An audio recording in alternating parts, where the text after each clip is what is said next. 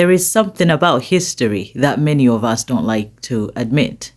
Sometimes, when it comes to freedom fighters and revolutionary leaders, people don't always agree with what they say or what they stand for in real time.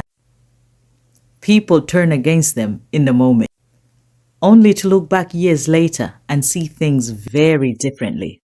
Take Patrice Lumumba. At the time, there was division, pressure, and outside influence. Many people did not fully support him, but today he is remembered by many as a symbol of independence, a man who stood for his country. He was later assassinated. Take Thomas Sankara.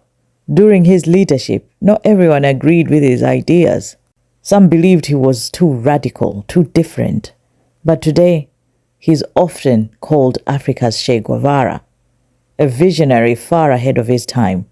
He was also assassinated. And then there is Muammar Gaddafi. When he was removed from power, many celebrated. But years later, Libya has struggled with instability, and some people now look back and question what was lost. He was later captured and killed during the conflict. Take Haile Selassie. Once seen as a powerful and historic leader, he was later overthrown during a time of crisis. But after his removal, the country entered a long period of instability, and many began to look back differently. He later died under controversial circumstances while in custody.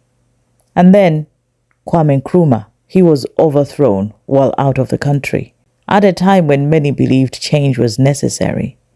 But years later, he is celebrated as a founding father, a visionary who pushed for African unity.